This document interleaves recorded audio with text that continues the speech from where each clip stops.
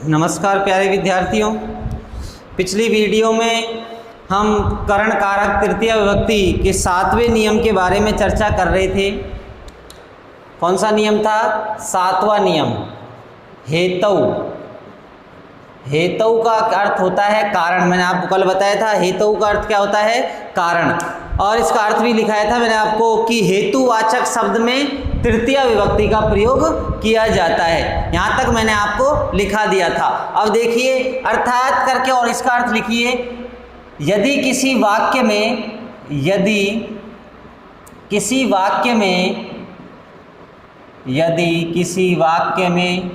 हेतुवाचक शब्द का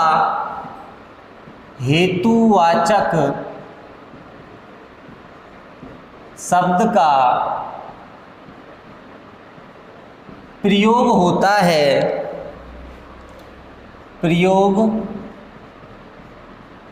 हो रहा है तो उस हेतुवाचक शब्द में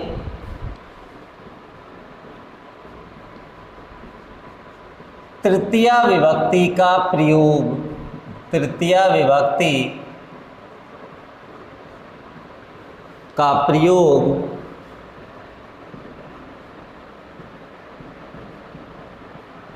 किया जाता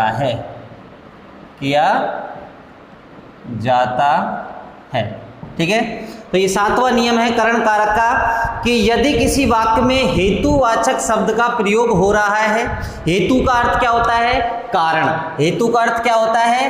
कारण, अर्थात किस कारण से वो यह काम कर रहा है।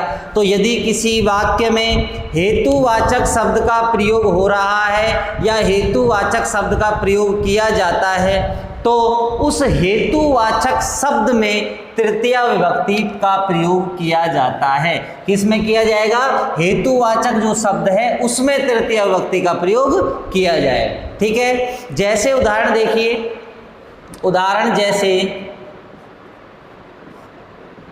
उदाहरण देखिए, जैसे वह अध्ययन रूप फल के लिए यहाँ रहता है। वह अध्ययन रूप फल के लिए यहाँ रहता है।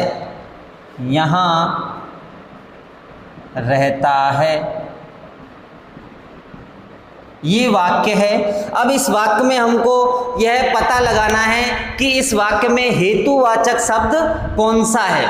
कौन सा शब्द? हेतुवाचक शब्द। तो देखिए, वह करता है और रहना क्या है? क्रिया है। रहना क्या है? क्रिया। और रहना जो क्रिया है उसके लिए संस्कृत में वस धातु का प्रयोग किया जाता है। और वस धातु के लट लकार में रूप चलते हैं वसति, वसतः, वसंती, वससी, वसतः, वसत, वसामी, वसावह, वसामः। ठीक है, तो वह अध्ययन रूप फल के लिए यहाँ रहता है। तो देखिए, वह जो करता है वो रहता है, यहाँ पर रहता है। कहाँ रहता है? यहाँ रहता है। तो उसका यहाँ रहने का जो कारण है, उसका यहाँ रहने का जो हेतु है वो क्या है? अध्ययन रूप फल के लिए, अर्थात अध्ययन करने के लिए वो यहाँ रह रहा है और अध्ययन करके वो फल प्राप्त करना चाहता है। तो उसका यहाँ रहने का जो हेतु यानी कारण है वो क्या है? अध्ययन रूप फल है। तो अब इस वाक्य में हमको पता लग गया कि हेतु यानी कारण क्या है? रहने का। तो अध्ययन रूप फल है, अर्थात अध्ययन के लिए वो यहाँ रहता है। ठीक है, या फिर इसको ऐसे भी लिख लो कि वह अध्ययन के लिए यहाँ रहता है। वह अध्ययन के लिए यहाँ रहता है। वह अध्ययन के लिए, अर्थात अध्ययन करना चाहता है, पढ़ना चाहता है, इसलिए वो यहाँ पर रहता है। तो यहाँ पर रहने का कारण क्या हुआ? हेतु, अध्ययन हुआ। ठीक है, तो हेतुवाचक शब्द में हमको तृतीय विभक्ति का प्रयोग करना है। तो हम अब तृतीय विभक्ति का प्रयोग किस में करेंगे? अध्ययन में करेंगे। क्यों करेंगे?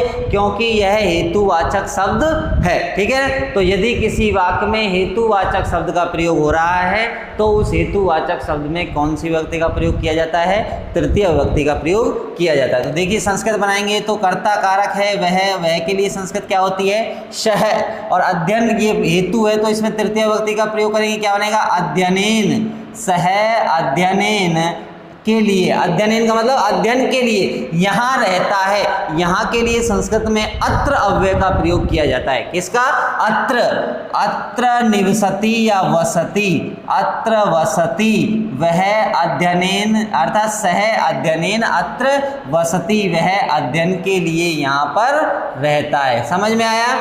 तो ये हेतुवाचक शब्द में हमने कौन सी विभक्ति का प्रयोग किया, तृतीय विभक्ति का प्रयोग किया। रेखांकित कर रखा है। यदि पेपर में ये प्रश्न आता है कि सह अध्ययनेन अत्र वसति और इस वाक्य को इस शब्द को रेखांकित कर देगा और पूछेगा कि रेखांकित पद में कौन सी विभक्ति का प्रयोग किया गया है और उसका कारण क्या है, तो हमको क्या लिखना है, अध्ययनेन जो रेखांकित वाक्य शब्द है इसमें तृतीय विभक्ति का प्रयोग किया गया है, क्योंकि हेतु जो सूत्र है वो कहता है कि हेतुवाचक शब्द में, हेतु का मतलब क्या होता है, कारण, उसमें तृतीय विभक्ति का प्रयोग किया जाता है। ठीक है। अब देखिए अगला उदाहरण, विद्या से यश प्राप्त होता है। दूसरा उदाहरण है विद्या से यश प्राप्त होता है। विद्या से क्या प्राप्त होता है, यश, विद्या से यश प्राप्त होता है। अब देखिए यश प्राप्त होने का जो कारण क्या है, यश का मतलब होता है कीर्ति, यश का मतलब क्या होता है, कीर्ति या प्रशंसा, ठीक है ना। तो कीर्ति, किसी व्यक्ति की जो कीर्ति दूर दूर तक फैलती है, उस दूर दूर तक कीर्ति फैलने का कारण क्या है, विद्या है। हेतु क्या है, विद्या, उसके पास अच्छी विद्या है, अच्छा उसको ज्ञान है, इसलिए उसकी जो कीर्ति या यश है वो जगह जगह क्या हुआ है, फैला हुआ है। ठीक है। तो अब यहाँ पर यश प्राप्त होने का जो हेतु यानी जो कारण है वो क्या है, विद्या है। तो हमको विद्या में कौन सी विभक्ति का प्रयोग करना है, तृतीय विभक्ति का प्रयोग करना है। तो क्या बनेगा, विद्या, विद्या यशः, विद्या यश है, और प्राप्त होने के लिए लब धातु का प्रयोग किया जाता है जो आत्मनेपदी धातु है। तो क्या बनेगा, लभते, विद्या यशः लभते, विद्या से यश प्राप्त होता है। विद्या से क्या प्राप्त होता है, यश प्राप्त होता है। समझ में आया। तो विद्या में कौन सी विभक्ति करी हमने, तृतीय विभक्ति। अब देखिए तीसरा उदाहरण है, घट का हेतु दंड है। घट का हेतु, तीसरा उदाहरण, घट का मतलब होता है घड़ा, घट का हेतु दंड है।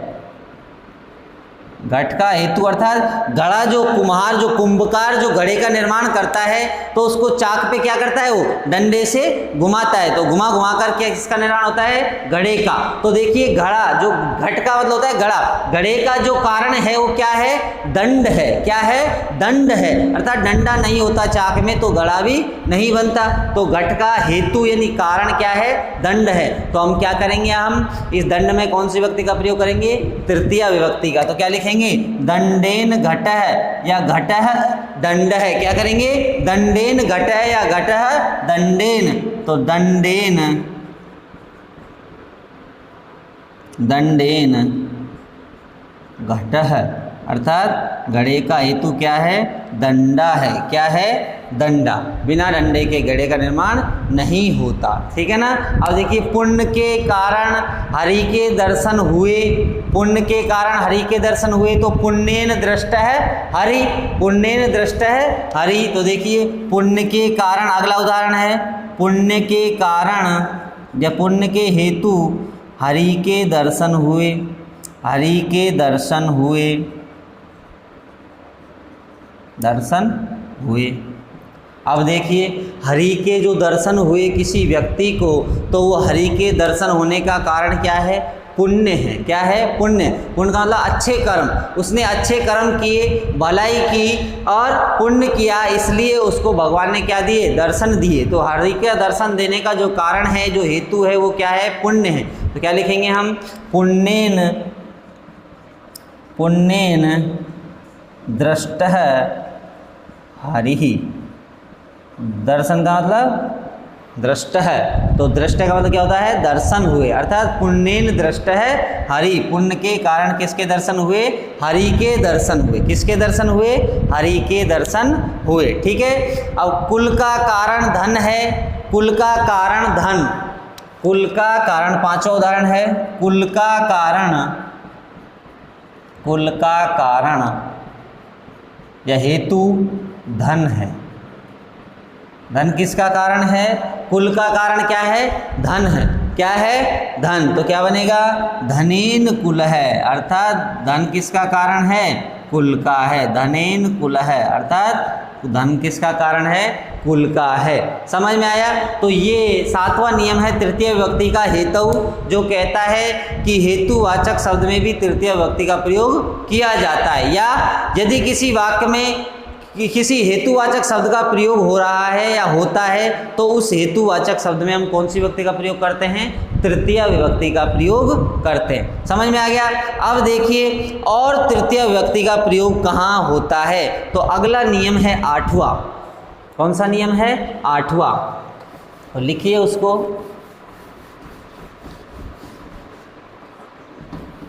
तृतीय विभक्ति का नियम नंबर 8, करण कारक। करण कारक का कौन सा नियम है? आठवां, कि तृतीय विभक्ति का प्रयोग और कहाँ कहाँ पर किया जाता है या जाएगा। ठीक है, तो लिखिए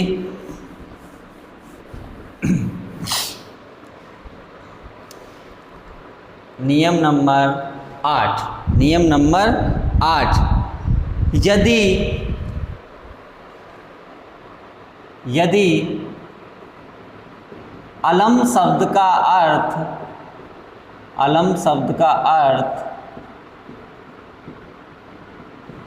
निषेध हो, अलम शब्द का अर्थ क्या हो? निषेध, यानी मना करना, निषेध हो, तो अलम शब्द के योग में भी, अलम शब्द के योग में भी तृतीय विभक्ति का प्रयोग, तृतीय विभक्ति का प्रयोग, विभक्ति का प्रयोग किया जाता है, किया जाता है।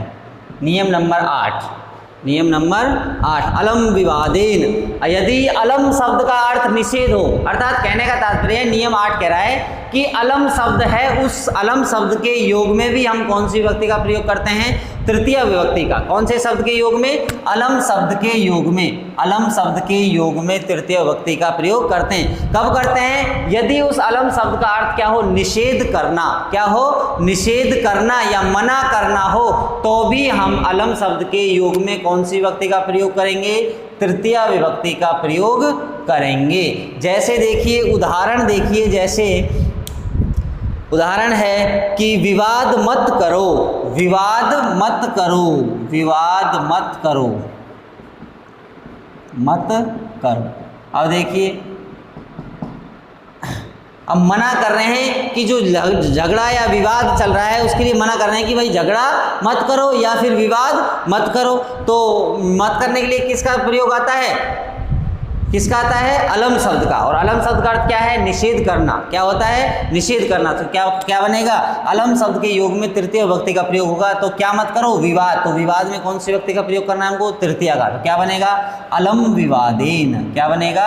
अलम विवादेन, विवाद मत करो, अलम विवादेन, अर्थात विवाद के लिए क्या कर रहे हैं? मना कर रहे हैं। तो अलम विवादेन, अलम विवादेन में, अलम विवादेन में कौन सी विभक्ति का प्रयोग किया है हमने? तृतीय विभक्ति का प्रयोग। कौन सी विभक्ति का? तृतीय विभक्ति का प्रयोग किया है। ठीक है ना। भाषण मत करो, ज़्यादा भाषण मत करो, भाषण मत करो। तो यहाँ पर भी भाषण जो दे रहे हैं उसके लिए, बात कर रहे हैं उसके लिए क्या कर रहे हैं? मना कर रहे हैं। तो क्या बनेगा?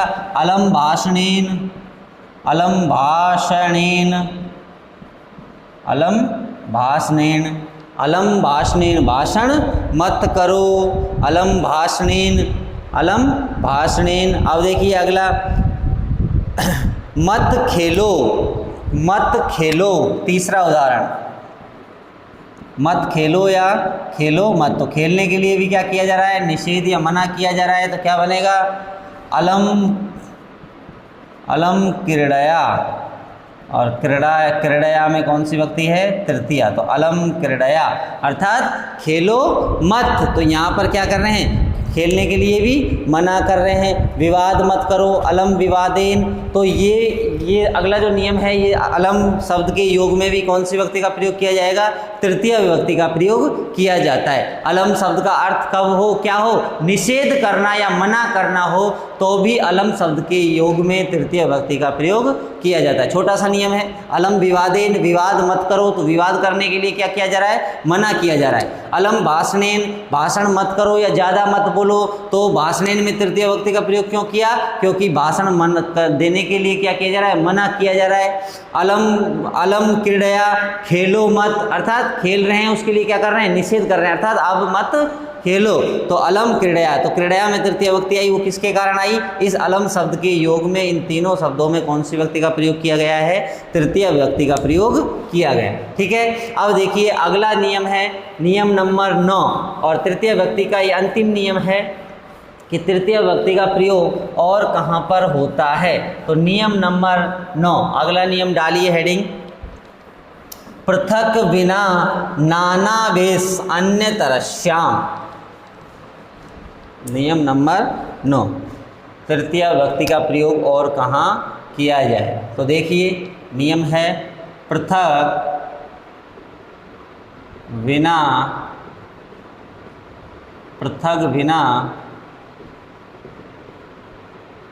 नाना भी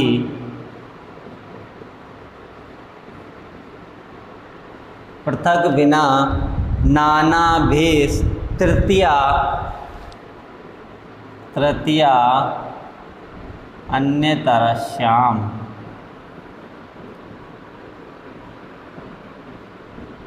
तृतीया अन्यतरस्याम, पृथक बिना नाना भेष तृतीया अन्यतरस्याम। तो देखिए इस सूत्र या इस नियम में 3 शब्द दे रखे हैं। एक तो है पृथक, कौन सा है, पृथक। दूसरा है बिना, और तीसरा है नाना। तीसरा क्या है, नाना। 3 शब्द दे रखे हैं, पृथक, बिना और नाना। पृथक, बिना और नाना, ये 3 शब्द दे रखे हैं। तो पृथक, बिना और नाना, ये जो 3 शब्द दे रखे हैं, तो इन 3 शब्दों में भी हमको कौन सी विभक्ति का प्रयोग करना है, तृतीय विभक्ति का प्रयोग करना है। तो देखिए ये क्या कहता है कि पृथक बिना नाना भी तृतीय अन्यतर, अर्थात पृथक शब्द के योग में, नाना शब्द के योग में, ना और बिना शब्द के योग में तृतीय अन्यतरस्याम। इस अन्यतरस्याम का अर्थ होता है विकल्प से। क्या होता है, विकल्प से। विकल्प का मतलब कि इसके 2 या 3 रूप बनते हैं। कितने रूप बनते हैं, तृतीय विभक्ति तो होती है, इन शब्दों के योग में तृतीय विभक्ति तो होती है, और वो कैसे होती है, विकल्प से होती है। अन्यतरस्याम का मतलब क्या होता है, विकल्प, और विकल्प का मतलब 2 या 3 रूप बनते हैं। कितने रूप बनते हैं, 2 या 3 रूप बनते हैं। या तृतीय विभक्ति तो होगी, उसके अलावा द्वितीय भी होगी और पंचमी विभक्ति का भी प्रयोग होगा। तो अन्यतरस्याम का मतलब क्या होगा, विकल्प। क्या होगा, विकल्प। तो इन शब्दों के योग में, अर्थात पृथक शब्द के योग में, बिना शब्द के योग में और नाना शब्द के योग में, इन तीनों शब्दों का अर्थ होता है के बिना। क्या होता है, के बिना। तीनों शब्दों का अर्थ होता है पृथक, बिना, नाना का के बिना। इन तीनों शब्दों के योग में विकल्प से तृतीय विभक्ति, द्वितीय विभक्ति और पंचमी विभक्ति का प्रयोग किया जाएगा। अन्यतरस्याम का मतलब क्या होता है, विकल्प। अर्थात अब इन शब्दों के योग में हम द्वितीय कर देंगे तो भी हमारा वाक्य कैसा है, सही है। तृतीय विभक्ति कर देंगे तो भी हमारा वाक्य कैसा है, सही है। और पंचमी विभक्ति करेंगे तो भी हमारा वाक्य कैसा है, सही है। क्यों, क्योंकि ये नियम कहता है पृथक बिना नाना भेष अन्यतरस्याम। पृथक शब्द के योग में, बिना शब्द के योग में और नाना शब्द के योग में भी कौन सी तृतीय विभक्ति का प्रयोग विकल्प से होता है। कैसे होता है, विकल्प से। अब विकल्प से होगा तो और कौन सी विभक्तियों का होगा, द्वितीय और पंचमी का भी होता है। अर्थात पृथक शब्द के योग में द्वितीय विभक्ति का भी प्रयोग होगा, पृथक बिना शब्द के योग में द्वितीय का होगा, और नाना शब्द के योग में भी द्वितीय विभक्ति का प्रयोग होगा, और इन तीनों शब्दों के योग में पंचमी विभक्ति का भी प्रयोग किया जाए। ठीक है, तो देखिए इसका अर्थ लिखिए, सूत्र का अर्थ लिखिए। पृथक ऑब्लिक बिना ऑब्लिक नाना, इन तीनों शब्दों का अर्थ क्या होता है? के बिना। क्या होता है? के बिना। इन शब्दों के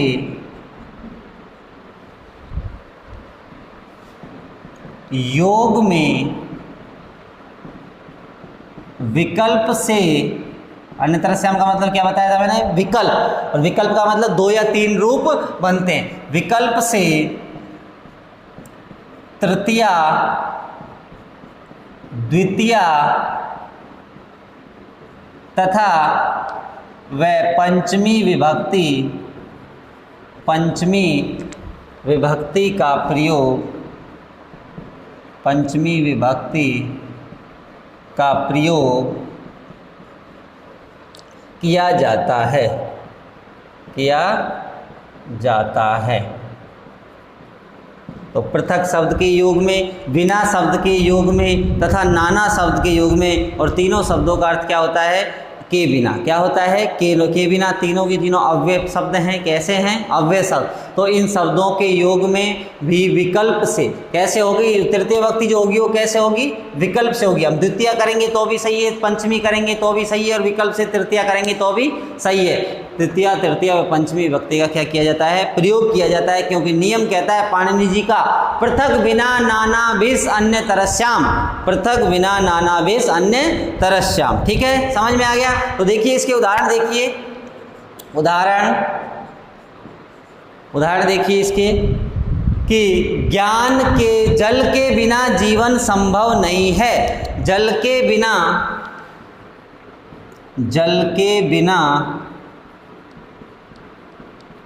जीवन संभव नहीं है, संभव नहीं है। अब देखिए ये वाक्य है, और इस वाक्य में दे रखा है कि हमारा जीवन संभव नहीं है। कब नहीं है? यदि जल नहीं होगा तो जीवन भी नहीं होगा, क्योंकि प्यासे मर जाएंगे। तो जल के बिना जीवन संभव नहीं है। तो के बिना, तो इन पृथक बिना नाना, इनका अर्थ क्या होता है? के बिना। और किसके बिना?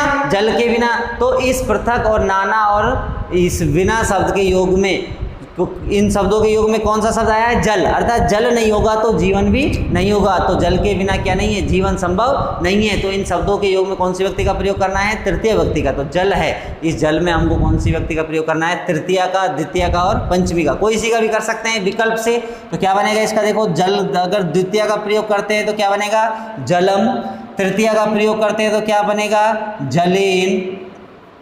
क्या बनेगा? जलेन। और पंचमी का प्रयोग करेंगे तो क्या बनेगा? जलात। क्या बनेगा? जलात वा, जलात वा। अब इसमें हम बिना करेंगे तो भी सही है, क्योंकि बिना का अर्थ भी क्या होता है? के बिना। और नाना करेंगे तो भी सही है, क्योंकि नाना का अर्थ भी क्या होता है? के बिना। और पृथक करेंगे तो भी क्या होता है इसका अर्थ? पृथक का अर्थ भी क्या होता है?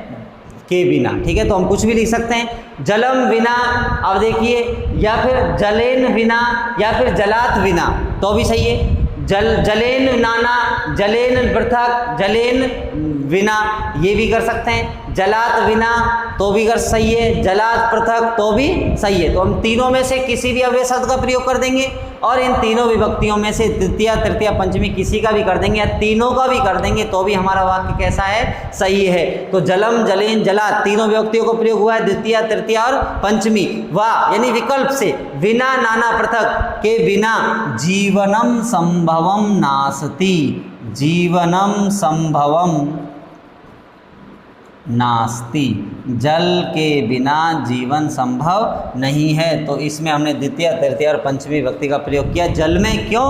क्योंकि बिना, नाना और पृथक शब्द के योग के कारण। समझ में आया? अब देखिए, ज्ञान के बिना मुक्ति नहीं है, ज्ञान के बिना मुक्ति नहीं है। दूसरा उदाहरण देखिए, ज्ञान के बिना मुक्ति नहीं है, मुक्ति नहीं है। अर्थात ज्ञान नहीं होगा व्यक्ति को तो मुक्ति भी नहीं मिलेगी। तो देखिए, किसके बिना? ज्ञान के बिना क्या नहीं है? मुक्ति नहीं है। ज्ञान नहीं होगा तो मुक्ति भी नहीं मिलेगी। तो देखिए इस ज्ञान में हमको कौन सी विभक्ति का प्रयोग करना है, तृतीया का, द्वितीया का और पंचमी, तीनों में से किसी का भी कर सकते हैं या फिर तीनों का भी कर सकते हैं। क्या बनेगा, द्वितीया का करेंगे तो ज्ञान में द्वितीया क्या बनेगा, ज्ञानम, तृतीया का करेंगे तो क्या बनेगा, ज्ञानेन, और पंचमी का करेंगे तो क्या बनेगा, ज्ञानात, ज्ञानम, ज्ञानेन या ज्ञानात, विना, वाह और लिखना है क्योंकि विकल्प से हुआ है, वाह, विना, या फिर नाना, या फिर पृथक, कुछ भी लिख सकते हैं, पृथक न मुक्ति, न मुक्ति अर्थात मुक्ति नहीं है, ज्ञान के बिना मुक्ति नहीं है। तो तीनों शब्दों का अर्थ क्या हुआ, के बिना, ज्ञानम, ज्ञानाना, विना, नाना और पृथक, तीनों शब्दों का अर्थ क्या होता है, के बिना। ठीक है, तो ये पृथक, बिना, नाना भी अन्य तरस्याम नियम क्या कहता है कि पृथक, बिना और नाना और तीनों शब्दों का अर्थ क्या होता है, अव्यय शब्दों का के बिना, इन शब्दों के योग में विकल्प से तृतीया, द्वितीया व पंचमी विभक्ति का प्रयोग किया जाएगा। तीनों का भी कर सकते हैं या फिर एक का भी कर। अब मैं इसको ज्ञानम विना न मुक्ति, तो वाक्य कैसा है, सही है, कैसा है हमारा, सही है। या लिखूं ज्ञानेन बिना न मुक्ति, तो भी वाक्य कैसा है, सही है। समझ में आ गया। तो ये हमारा जो करण कारक है वो क्या होता है, समाप्त होता है। ठीक है, अगली वीडियो में हम पढ़ेंगे संप्रदान कारक चतुर्थी विभक्ति।